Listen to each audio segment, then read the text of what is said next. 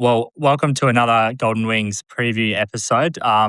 This week, the Eagles are going down to Sydney for our last away game of the season. So hopefully it's a good game. Let's get stuck into it with Kurt and Ryan, who are both sick. They've dragged themselves out of bed to join me on this app. Thanks for doing that, guys. You feeling a bit better, or are you still a bit sick? Oh, boys, I swear the man flu is a real thing. Yeah. If there's any scientists or, people in the medicine industry that listen to this podcast, we need some clarity around that. But yeah, geez, it's been a rough week. Rhino, how you coping? Man, I'm dying, bro. I'm gonna be real here. This friggin' sucks. I only get Oh, sick no like good. once every year, and it's just hit me now, and same. it's fucking horrible. Oh, mate, no good. I tell you what. Well, the boys, they're headed off to your hometown, Rhino, up in Sydney. So why don't you run us through the last time they met? And do you have any stories of watching the footy back in Sydney when you were a young fella that might be relevant? I mean, the last time we played them, I'd argue that was probably our best game of the year so far. For our team structure, our setup was just, it was really sensational, actually. I thought our taggers absolutely locked up.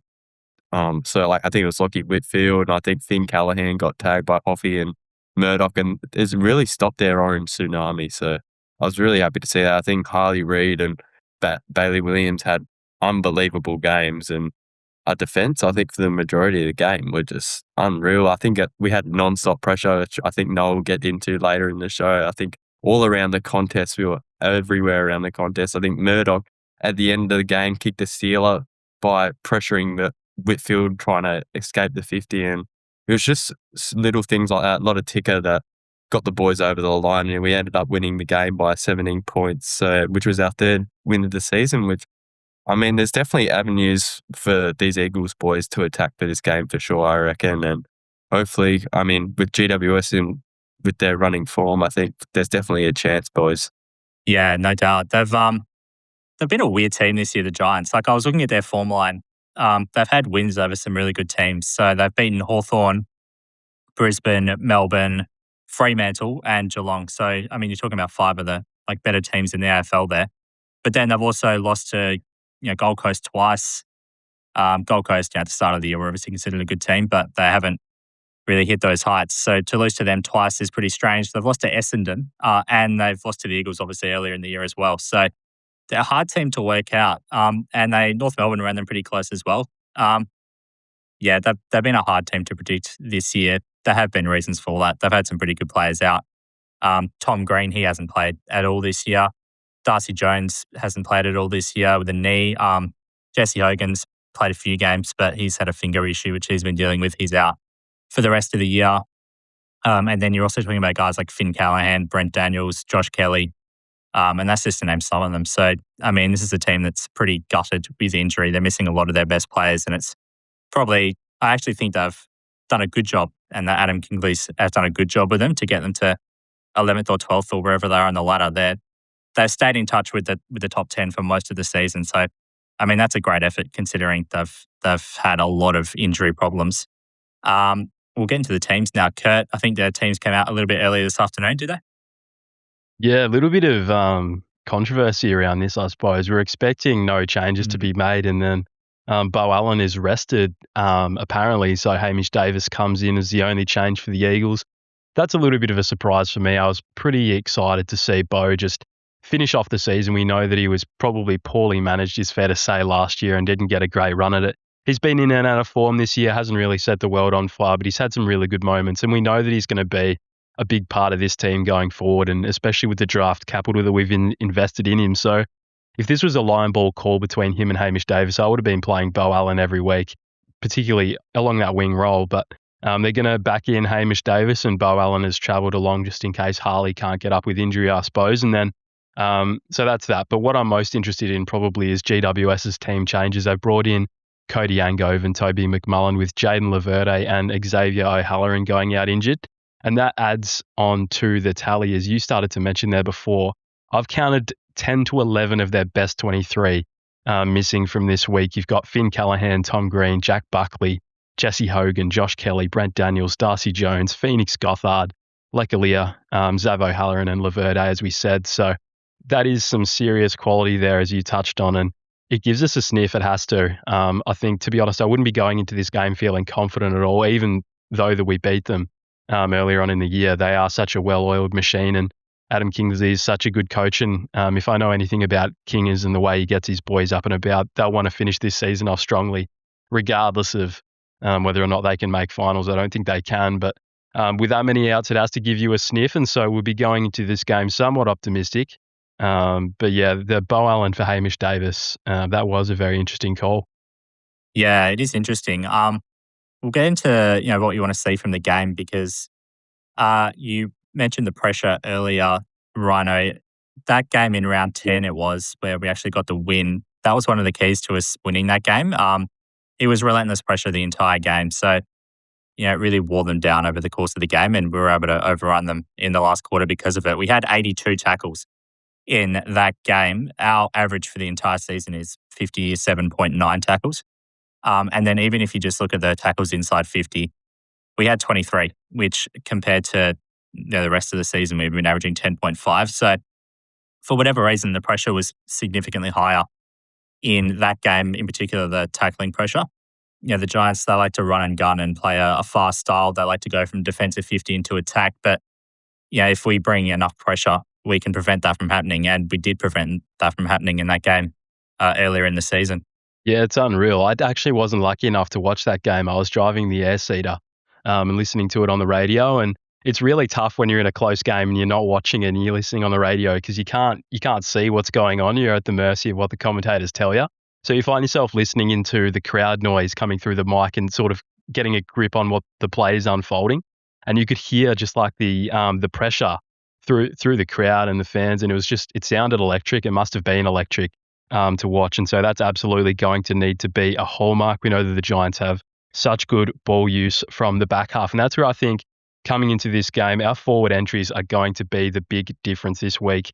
We don't necessarily want the ball hitting the deck, as I mentioned, with Ash and Whitfield running the ball out of the back line. That's how they really kickstart their chains, and they can really hurt us. We know how poor our transition defense has been, but at the same time, we don't want to be bombing long to one of the best intercept marks in the comp in Sam Taylor, and Harry Himmelberg goes all right himself as well, reading the play. But I back in our tools 1v1 against the likes of Connor Iden and Harry Himmelberg. So they need to try and find some isolation and avoid that big fella in the number 15 for the Giants because he'll mark absolutely anything that comes his way.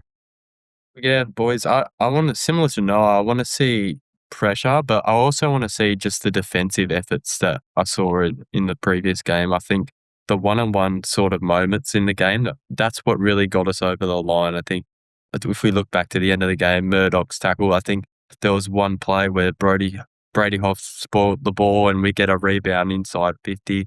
It's just simple stuff like that is what wins games of footy, really. And if we're going away with it, we're the away team, it can really set the mark early in the game if we're doing small things like that, and we can really put pressure on the opposition, especially GWS, who've been under so much pressure the last few weeks. So maybe some early scores would be nice as well. Early good entries, like Kurt said. Get the ball to our tours, Jakey Waterman and Job, and give them good set shots at goal. I got that out, boys. I got that out. And yeah, give them good opportunities to play to their strengths and get some good shots at goal and really hopefully get us over the line in the end. And that's what I need to see from the boys. Yeah, and we were talking about the runoff. I mentioned that briefly, the runoff halfback that they can do. They obviously want to run and gun. The two players for them that I'm watching for are Lockie Whitfield and Lockie Ash. In particular, Lockie Whitfield, because we did send Milan Murdoch to him in that game in round 10 earlier in the season, and it worked. He did a great job. He didn't get that much of the ball, and they only kicked 1-3 from their defensive 50 in that game.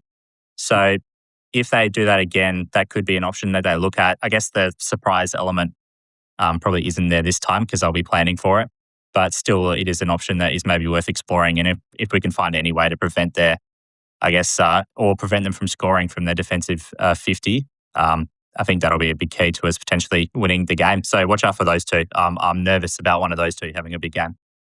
No, absolutely.